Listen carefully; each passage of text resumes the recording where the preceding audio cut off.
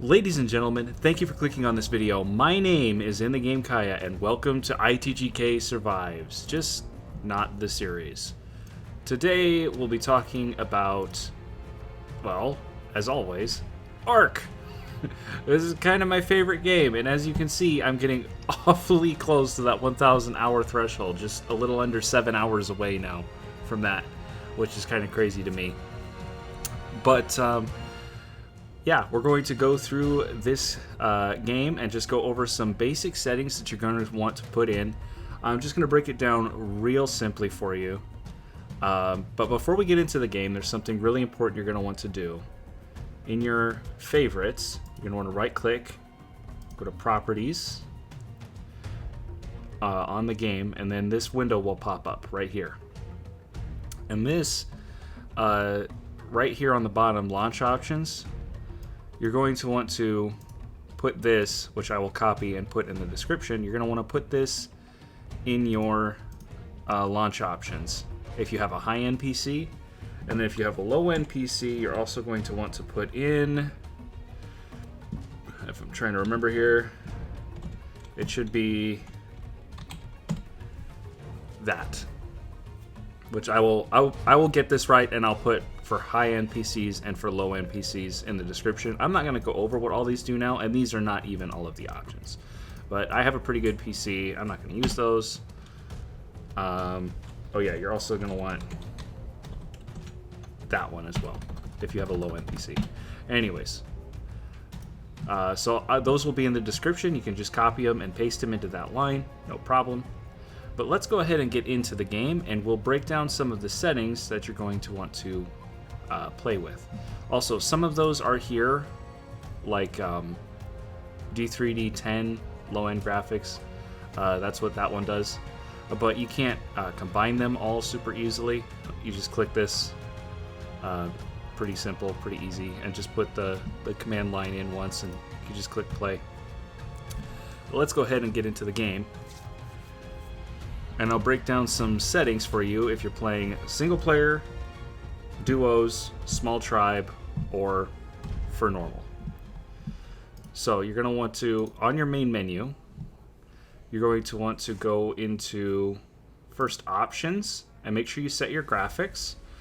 Keep in mind, ARK is a fairly intensive game, so having these all set to epic might not be the best. I would personally try downing the shadows first. Something like that. Ground clutter density you might want to turn down as well. But yeah, you just play around with it, especially once you actually get into the game. You'll be able to test these more thoroughly. Some of these will require the game to restart. Those are labeled. So if you want to tick those on or off, make sure you restart the game. Anyways, apply will make the changes and leave the window open. Save will just save your changes and close the window. There's a very basic guide that you can look through here. And there's different tabs that tell you how to play the game and how to learn it. I'm going to cover all of this stuff in a lot more detail in future episodes of this. So don't worry about that too much. And then you can go click Join ARK if you want to play multiplayer, or Host/Local if you want to play local. Now here you're going to have all of your save data saved, and mods that you can apply if you have any downloaded and installed. We're not going to go over mods right now, so just ignore this window. We'll cover mods another time. So, assuming you're on default settings like you've just launched the game, the first thing you're going to want to do, regardless of how you're playing, is just max this bar out. Just max out the difficulty level. And that'll ensure that you get dinos to spawn all the way up to the maximum level, and it adjusts the quality of loot that you get out of loot drops as well. You're going to want to skip all of this stuff and go down to the XP multiplier. Okay, now this is just a rule of thumb, and then you just kind of tweak it from there. But what I would suggest is, if you're playing by yourself, set this to 4, which you can just type that in here, like that. And this bar, I think, maxes out at, yeah, it maxes out at 3. But if you punch in 4, it just takes it off the end, and it will still keep your 4 times multiplier. So there's your multiplier. And the same for taming speed. 4, maybe 5, but 4 should be fast enough that it still takes some effort, some narcotics, but doesn't feel like it's taken forever. But that's kind of what I would recommend. Then if you're playing duos, you go to 3 times. And if you're playing... excuse me. If you're playing in a kind of a smaller tribe, 3 or 4 people, you go 2 times. And if you've got 5 or more people in your tribe, then you just go with... just click default, max out that bar, and then there's another ticker down here for maximum difficulty. Tick that, and you're pretty much good to go. Just default rates. Except for breeding, which I think most of the breeding stuff is in the advanced tab. We'll get to that. But breeding takes a really, really long time. If you're not going to leave, if these aren't server settings, if you're going to play it like it's a single player game, you're going to want to tweak those. Anyways. So I'll continue to assume that you are basically playing this by yourself. And then if there's a big change from the 4, 3, 2, 1 multiplier, then I'll go over that myself. So we got 4 times XP, 4 times taming. Same with harvest, 4 times harvest. Now, this is one that I changed. You don't have to. The game plays just fine without it, but I like to set dino harvesting damage to 10 times. You don't get more out of resources, but basically what happens is it takes 1 bite, 1 swing of a tail, 1 swipe of a claw, whatever, to instantly harvest whatever you're trying to hit if you're on a dino. And so it just makes harvesting go faster. So it's not really going to increase what you get out of stuff, but it will help you to just get through the harvesting that much quicker. Past all the food, stamina, health, all that stuff. If you are playing a hosted session, which I believe is this button, host non-dedicated session, this is going to be important. This I would change with your PC. If you have a low quality PC, leave it at 1. If you have a mid-range PC, maybe set it to 10 or 50 or whatever. And if you have a pretty good PC, just punch in a really big number. Like, I think this is 10,000. There's no comma. I can't count. So just set it to something like this. You can basically cover the entire map. Unless somebody goes into a cave, then all the players are going to get snapped together. So if you're going to host a server, if you're playing by yourself, it really doesn't matter. But that just allows people to move further and further away from whoever's hosting the game if it's a non-dedicated session. Allow third-person camera. You're going to want this on. Specifically for, I don't know if the writing, disable writing, that's not what we want. Anyways, specifically for dino riding, you're going to want people to be able to see in third person because sometimes first person gets a little weird when you're on a dino. And there are times just running around the map that you want to be in third person. It's not really game breaking or anything. Just go ahead and allow it. Global voice and text chat is up to you. I like to tick both of these, player left, player joined, so everybody on the server knows when somebody else joins. Even for PvP, I leave it on all the time. Now, you might not want to, especially if it's a big server, you probably don't want to, but if you're running a small to medium-sized server, I'd say like 10, 15 people or less, this is probably fine to leave on, and I would leave it on. Admin logging, I really would only do that for a server if you're going to be punching in admin commands to do stuff so that they know you're not cheating. They can keep track of what you're doing, if that's important to you. Enable crosshair. This is personal preference. Some people, there are items in the game that give you crosshairs. You might want to turn it off. But there are like third-party programs and things that you can use. Like my monitor has one built in. It's just a crosshair. I can just flip it on. It's built into the screen. It's not any kind of software. So you might just say, hey, everybody has a crosshair. No big deal. Or you can turn it off, and then things like laser pointers and hollow scopes have a little bit more use. We'll cover those in other tutorials as well. I usually turn mine off Force no HUD, you never want to tick this. Not even really sure what it does. It's just like certain elements of the HUD don't pop up.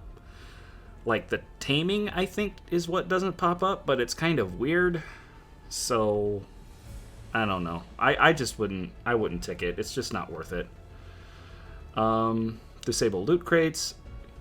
Situational, most of the time you're not going to want to disable them. Hardcore mode, be careful. ARK is really hard. You're going to die a lot, even on lower settings. Hardcore mode is not for the faint of heart. I know all the 100 days guys make it look really easy. It is not. Trust me, I've tried. PVE mode. For the most part, unless you're running a PvP server, for the most part you're going to leave this on. But even if you're playing PvE, there are certain features of PvP that you're going to want, and you may want to tick it off so that you go to PvP. PvE, PvP, PvE, PvP. It's that simple. If you don't mind cryo sickness when you're handling your dinos and you don't mind waiting for that when you've got a whole bunch to uncryo, just go ahead and leave it off. And just, even if it's a PvE server, just pretend it's a PvE, I guess, while it's actually PvP. Disable friendly fire. Again, personal preference. This just, if someone shoots somebody else in the same tribe, are they going to take damage and they get hit? I usually have this turned on just because I have a lot of friends that like to, you know, pull each other's legs, and sometimes people get frustrated. For the most part, it's not really a big deal. In PvP, I wouldn't disable friendly fire in PvP, honestly.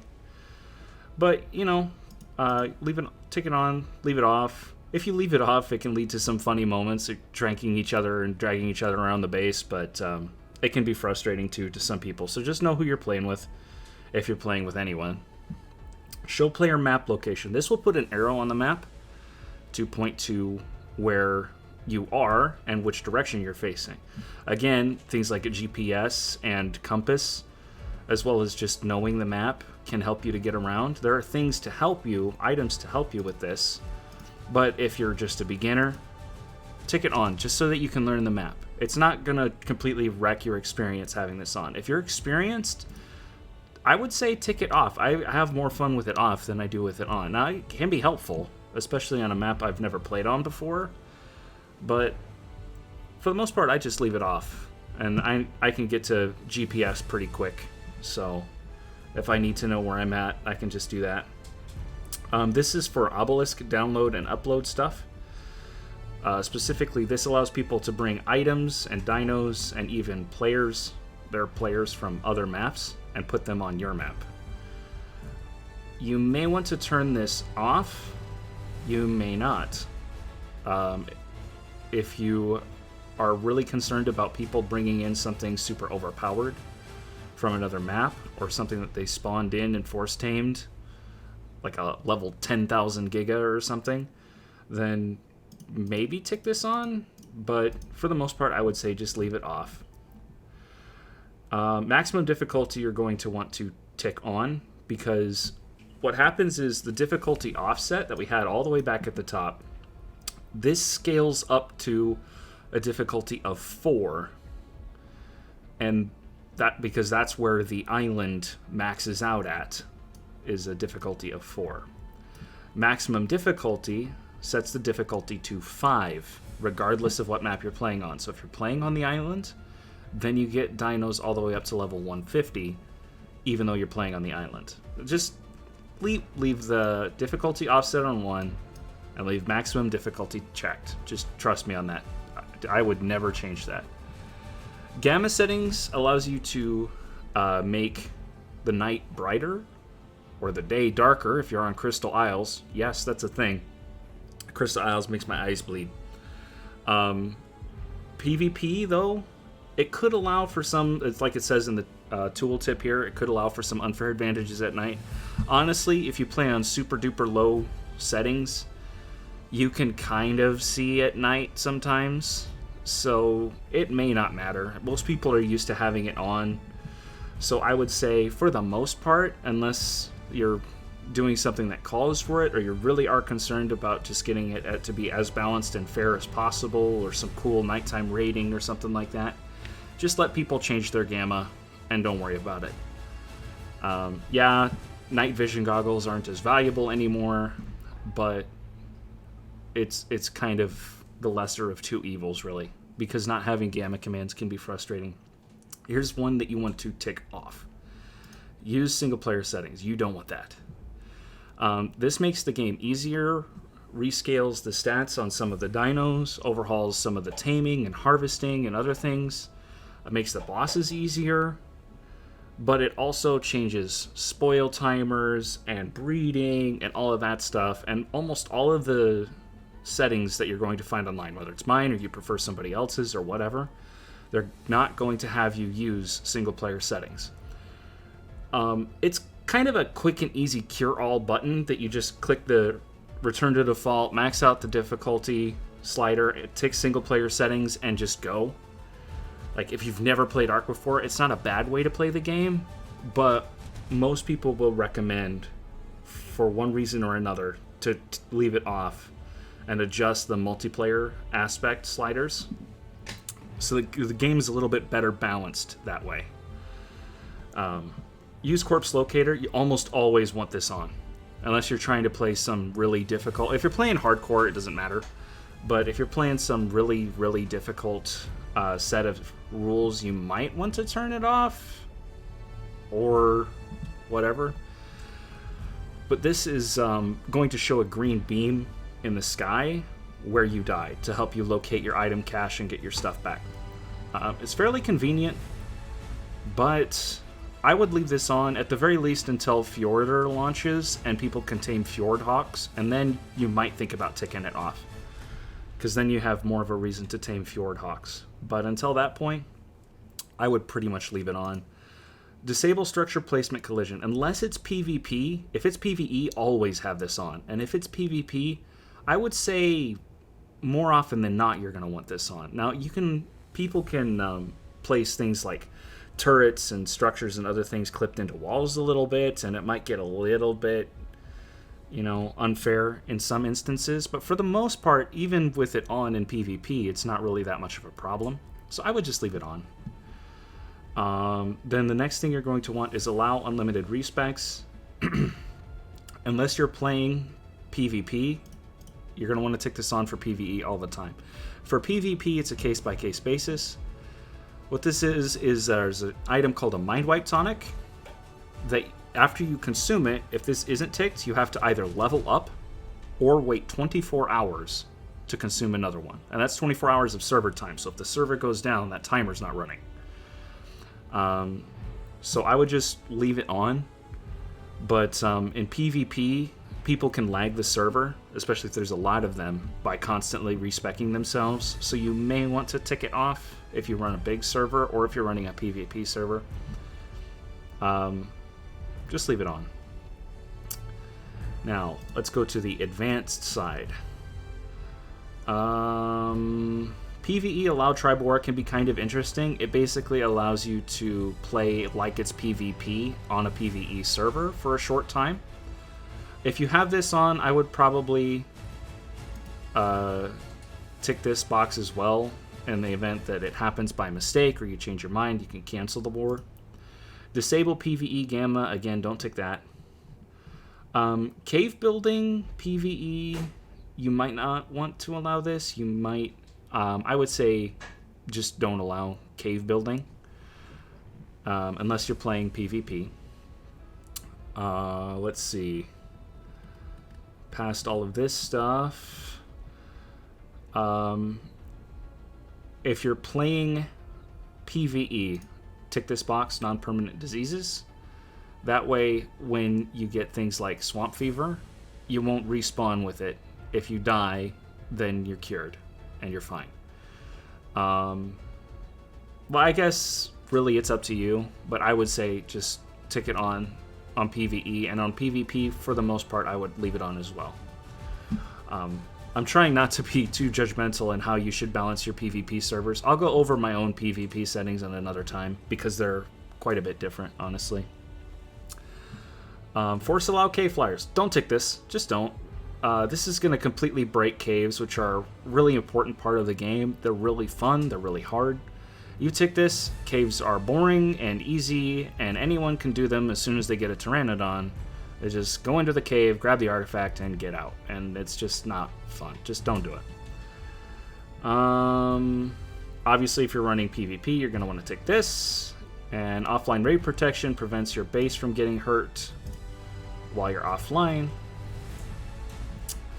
Now, down here,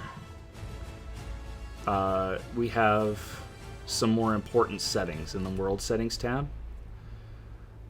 Allow anyone to imprint.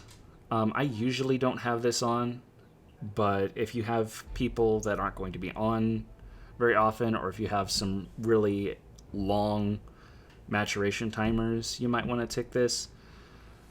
Really, it's not usually a big deal. And the person who's taking care of a baby should kind of be responsible for it, in my opinion. So I usually don't tick that. Poop interval, you're only going to want to change if you want a lot of poop, or if you have changed the feeding, you know, how often dinos eat. So if they've changed it, if you've changed it so they eat more, you're going to want to tweak this. Again, I wouldn't touch that. Same with lay egg interval, don't touch it. Mating interval, crank it all the way down. This, unless you want to run a server, especially if you're running a single player game, you want this to be basically as low as possible, because this is 2 days when it's at 1.0. So I forget what it is at 0.01. It's like 15-20 minutes, something like that. So it's much more reasonable. And for the hatching and maturation, I'm trying to remember what I did here. I want to say it was 40 on the hatching and maturation. And then the cuddle interval would be 0.1. So, and then if you're running an always-on server, it would be 4, 4, and 1. Now, there are some creatures that you won't be able to imprint on those settings, but for the most part, it won't be a problem. Now, the reason this has changed, by default, creatures can take a day or more to grow, hours to hatch, and 8 hours between cuddles. So by tweaking this to 4, 4, and 1, then you reduce the amount of cuddles, and things mature and hatch quite a bit more quickly, like half a day instead of a couple of days. And by going to 40, 40, and 0.1, you have the same effect, but instead of 8 hours, it's only a few minutes between imprints, and they're going to grow in just a few hours. So just a couple hours. That's probably what I would do for a single player. They might grow not completely healed because their health goes up as they grow, so they might have to finish healing when they're done. But it's just real quick and easy math for that. Day cycle speed, you lower this, the days get longer. You up it, the days get shorter, and that's for the whole day. This is for just the day part of the day, which is roughly 40 minutes. And this is for the night part of the day, which is roughly 20 minutes. And the same thing applies. You up it, they get shorter. You lower it, they get longer. And you can actually set this to 0 and play so it's always day. Which, that's kind of cheeky. I don't do that. Then down here, single player, I would go 2. Same for single player and duos, I would go 2. If you got 3 or more people, just leave it at 1. Even single player, if it's at 1, it's really not a problem. Stats per level, tame dino stats per level, add per level, affinity, player stats per level, experience multipliers. You don't want to change any of that stuff. You're good. You're fine. It's all adjusted by other sliders that we put in before. And messing with one of these sliders can significantly throw off specific things in the game. You could have dinos that have not nearly enough health, way, way, way too much health, and nothing ever dies. You know, just you're dealing with really big numbers here for the most part. So just don't touch them unless you really know what you're doing.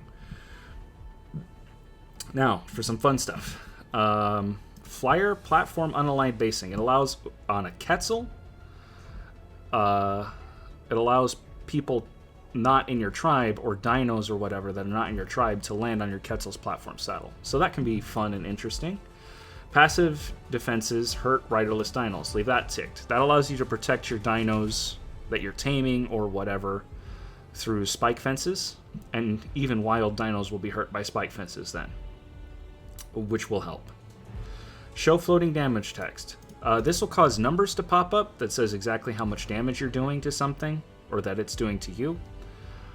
A lot of people like this on. I usually play with it off because it looks kind of messy to me, but it's personal preference, on or off. I play with it off. And I'm pretty sure that's it. For the active event, if you don't want to use whatever event is going on right now, just type in none, and you won't get the event, whatever the event might be. But that's it. So, real quickly, now I'll leave a timestamp to this point in the video that you can click to. If you don't care me explaining the settings, you can just copy these settings down. So this is for single players, and for the most part, I follow a 4 for single player, 3 for duo, 2 for small tribe, and 1 for a normal or large size tribe philosophy. So things that are multiples of 4, like 4 or 40, you would adjust those properly. Difficulty maxed out. XP multiplier 4 for single player. Taming speed 4 for single player. Harvest amount 4 for single player. Allow third person camera. Notify player left and joined. PVE mode, just unticked unless you're worried about cryo sickness, and leave it on. Maximum difficulty, always tick this. Enable PvP gamma on. Do not tick single player settings. Use corpse locator on. Disable structure placement collision on. Allow unlimited respecs on. Allow flyer speed leveling. I didn't talk about this, but this really only applies to PvP servers. Some people don't like flyer speed in PvP. So if that's you, take it off. Otherwise, just leave it on. It's fun to have really fast flyers in PvE, and it doesn't really hurt the game. PvE allow tribe war on. Non-permanent diseases on. Increase PvP respawn interval on. Mating interval 0.01, which is just the bar all the way to the left. Egg hatch speed 40, mature speed 40, and that would be 30, 20, 10. Or if you're just going to leave the server running all the time, then it would be 4, 3, 2, 1. And then imprinter, where's the cuddle interval? Here we go. Cuddle interval 0.1, unless you have the server always on, in which case it would be 1. Day cycle speed untouched. Passed all of the stats. Flyer platform unaligned basing on. Passive defenses hurt riderless dinos on. Allow custom recipes on. And active event none.